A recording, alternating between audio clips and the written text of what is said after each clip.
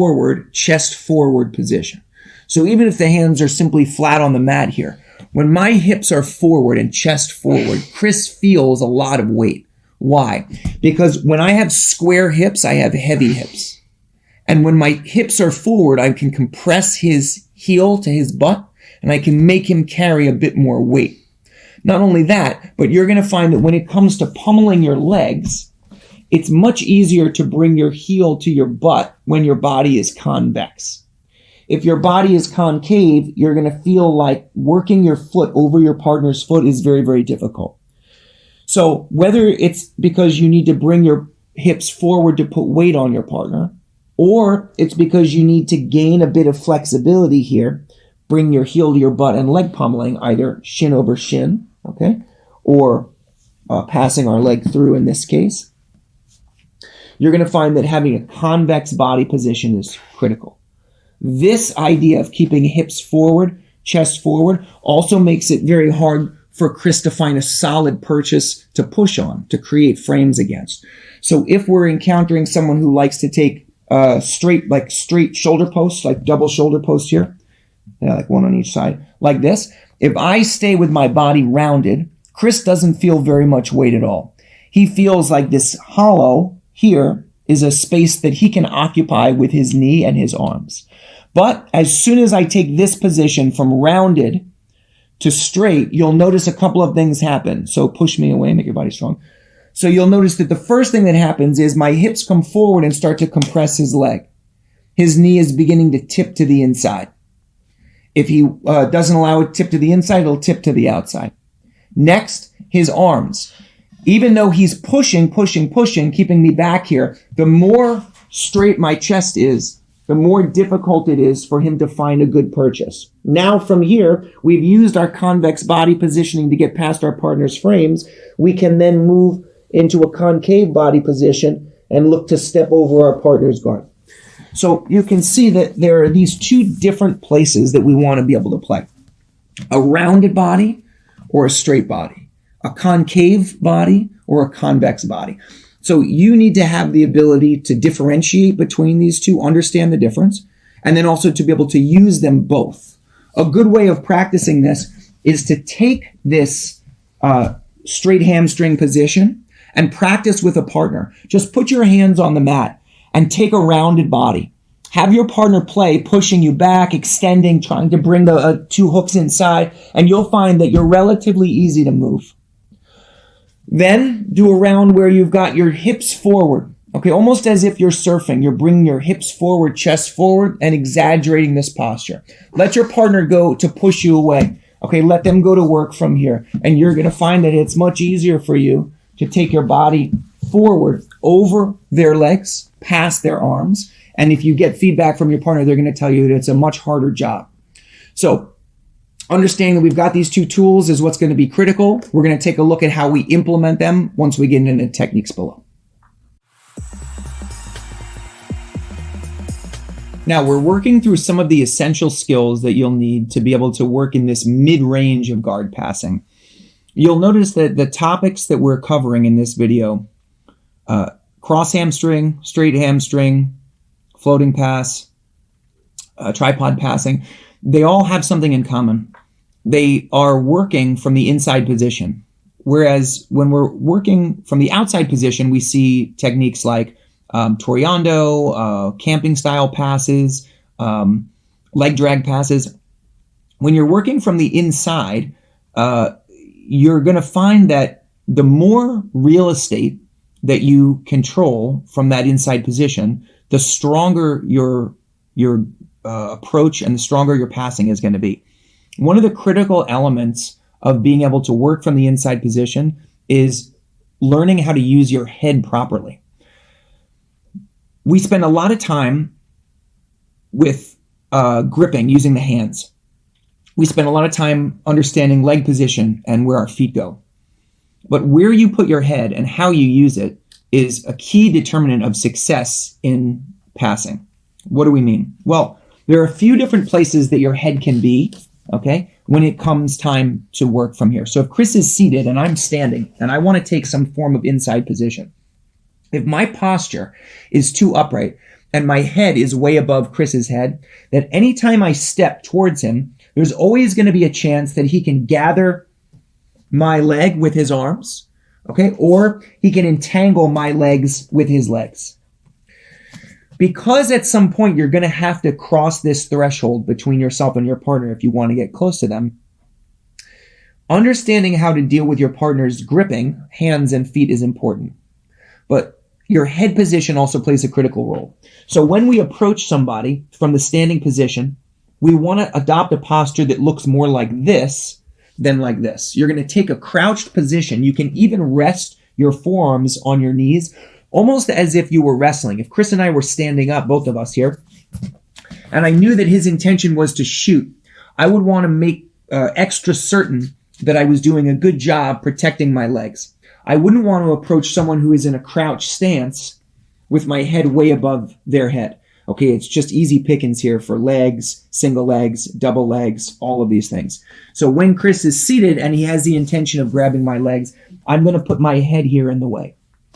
Mr. Danaher talks about head jousting. That often takes place when we take our forehead, okay, like our hairline, and we touch our head to our partner's head. The idea is that now there's a barrier, our head, between us and our partner. So when Chris goes to reach for my legs here, I can use my head as a way of managing and maintaining the distance. We don't have to only rely on hands. So learning how and when to use your head in the standing versus seated position is critical. Once we approach, let's say that we want to gain an underhook here for a knee cut. If I try to get an underhook and I approach with my head really high, you can see, once again, Chris has access to the legs. So when we get into a position like this, I want to make sure that my head is low. When I retract my right arm here and punch it through, I want to make sure my head is low. And then from here, we can start to drop the knee and move into dominant positions. So how you use your head at the point of initial contact and entry is critical. Next, your head position is also going to be important in conjunction with your work using an underhook. Remember, when we were talking about working with an underhook, we said that the reason the underhook is critical is because it helps you to pin your partner's shoulders. Well, you're going to find that transitioning from a situation where you're at the line of your partner's hip, again, we're in a knee cut here, up to the line of your partner's shoulders can be difficult. Often your hands are occupied clearing out grips and things like this. For that reason, we're going to advocate you using your head to post on your partner's far shoulder a lot of the time. When Chris goes to create frames and posts here, pushing me back, I'm going to need to find ways of using my head to act as an additional tool to start to flatten his shoulders. Then from here, we can drive our hand through and move our way into a place where we're pinning our partner. So you have your head as a barrier to gripping when you're standing. Then you have your head as a way of pinning your partner's shoulder.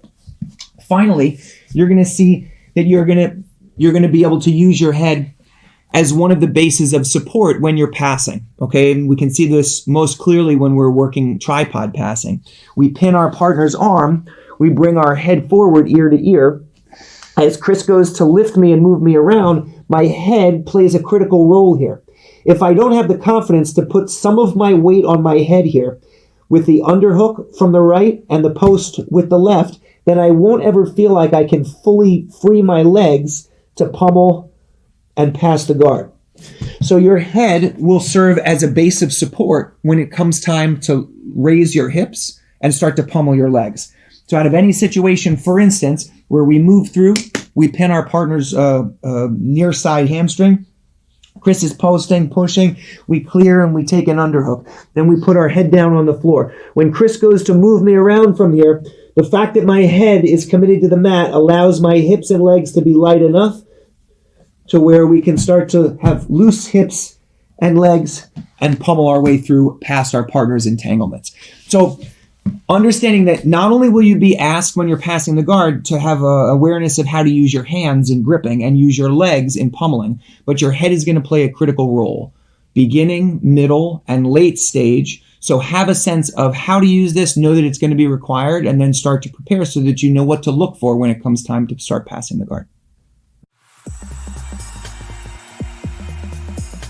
Now, one thing that's critical to understand is the guard pass itself is one thing, but actually pinning and holding and controlling your partner from the top is something else.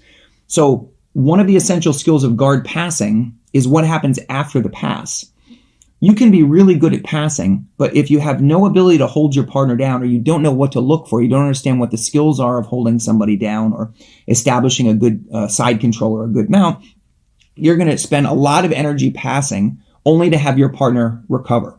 So an example of this is if I hit a knee cut and I come through and I land with a lot of space and I fail to control Chris's head, this is an easy opportunity for him to come up to his knees and start playing a game where he's looking to wrestle up and knock me down, double leg, play half guard, all of these things.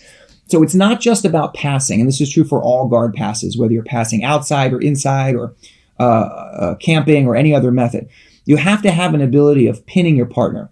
Now, we're not going to go too far down the rabbit hole in this video with how to pin, but we do want you to understand a few basic elements. So one is that once we get past the line of our partner's legs, knees, and hips here, one critical skill for you is the skill of running your partner's legs down. That means that when you pin somebody, you have a choice between having square hips, which is the way most of us are taught from the beginning, where your two knees are on the mat here and your hips are square to the floor, or you can have a situation where you favor one hip, either your right hip or your left hip. When you pass, very often the first action that we take is going from a position where we're square to one where we bias our right hip. As Chris goes to turn his knees towards me, my key job is to run my hips into his hips and turn his knees away. Okay, and this is true from any pass that puts us into side control. Okay, it could be, again, it could be a knee cut. It could be a version of a floating pass here where we move ourselves off into this position. As soon as we get here, I can't afford to just drop my hips and have a concave body that allows him to join elbow and knee. I have to take the next step of biasing a hip, and then as Chris goes to bring elbow and knee together, to actively run his legs until the knees face away from us. When that happens, then we can come up to the shoulder line, and then we can start to look to play symmetrical or flat hips. So the skill that we're looking to build is an awareness that once we pass, we have to do the work of turning our partner's hips whenever possible. This is going to not only expose the back, sometimes your partner will continue to roll, they'll be back.